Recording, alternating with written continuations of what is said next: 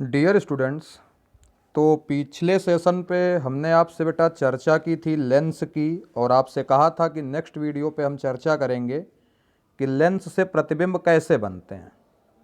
तो आपके कोर्स में बेटा गोलीय लेंस है जो दो गोलीय अपवर्तक पृष्ठों से घिरा होता है, जिनको मैंने बताया था उत्तल लेंस और अवतल लेंस के नाम से जानते हैं।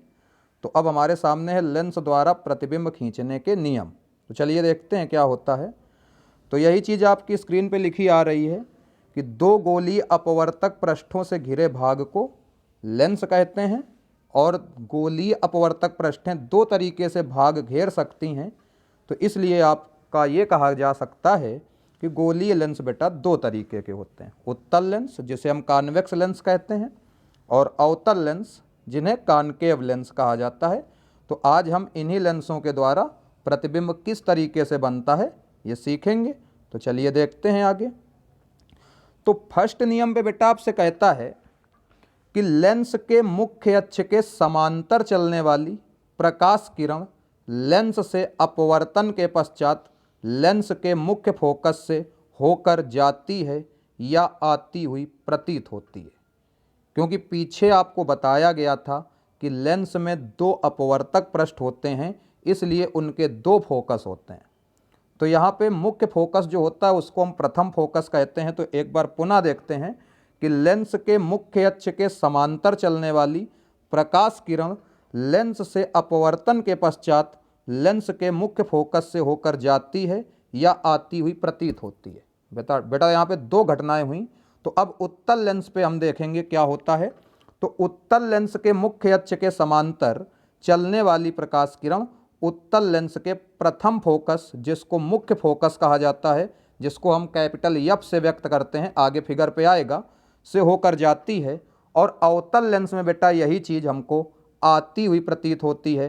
तो आप कह सकते हो कि अवतल लेंस के मुख्य अक्ष के समांतर चलने वाली प्रकाश किरण उसके प्रथम फोकस मतलब मुख्य फोकस से आती हुई प्रतीत होती है।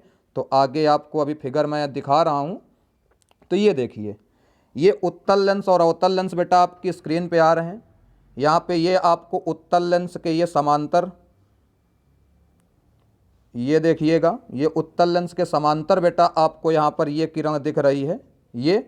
और आप देख रहे हो कि अपवर्तन के पश्चात ये मुख्य अक्ष की ओर इस तरीके से झुकी हुई है और इसके प्रथम फोकस यप से होकर जा रही है। That's clear.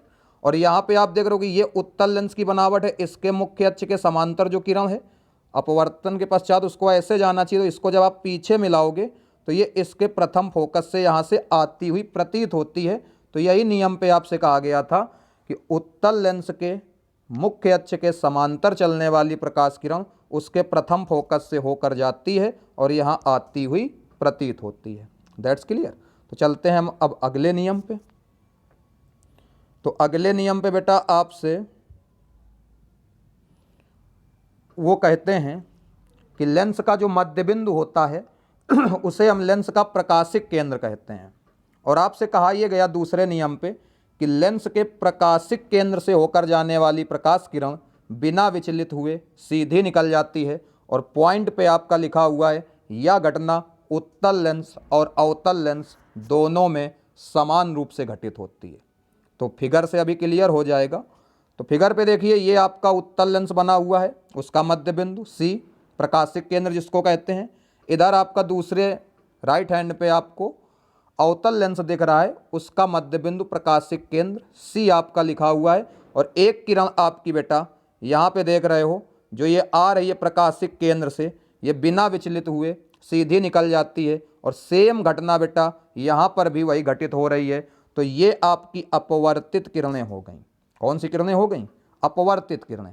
जैसे दर्पण में था दो परावर्तित किरणें जहाँ काटती थी वहाँ पर प्रतिबिंब बनता था, लेंस में जहाँ पर दो अपवर्तित किरणें काटेंगी या काटती हुई प्रतीत होंगी वहाँ पर लेंसों के द्वारा प्रतिबिंब बनेगा। अब आप तीसरे नियम की ओर चलते हैं।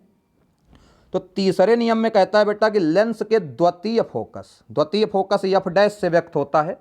तो लेंस के द्वितीय फोकस से आने वाली प्रकाश किरण लेंस से अपवर्तन के पश्चात मुख्य अक्ष के समांतर हो जाती है।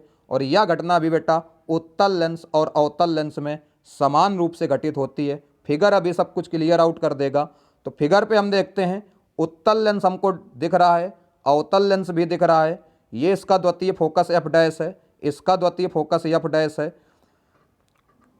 यहाँ पर एक चीज़ क्लियर कर लें कि ये जो आपका ये अवतल लेंस पे एफ डैश लिखा हुआ है, ये इसका प्रथम फोकस ही है, ये ध्यान रखिए। तो यहाँ पर आप देख रहे हैं कि इसके फोकस से आने वाली प्रकाश किरण अपवर्तन के पश्चात मुख्य अक्ष के क्या हो रही है, समांतर हो रही है।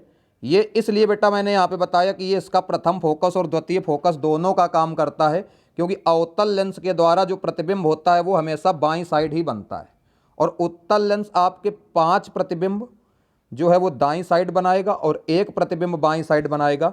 मतलब एक आभासी की स्थिति होगी और इसके बाद आगे इस पे आपके सारे के सारे प्रतिबिंब आपके आभासी ही बनने वाले हैं। तो यहाँ पर ये आपका प्रथम द्वितीय दोनों फोकस इसके एक ही होते हैं। तो आप ये कह सकते हो कि उत्तल लेंस के लिए जो द्वितीय फोकस है उससे आने वाली प्रकाश किरण उत्तल लेंस से अपवर्तन के पश्चात मुख्य अक्ष के समांतर हो जाती है। और यहाँ पर आप ये कह सकते हो कुल मिलाकर के ये इसका मुख्य फोकस ही हुआ अवतल लेंस का।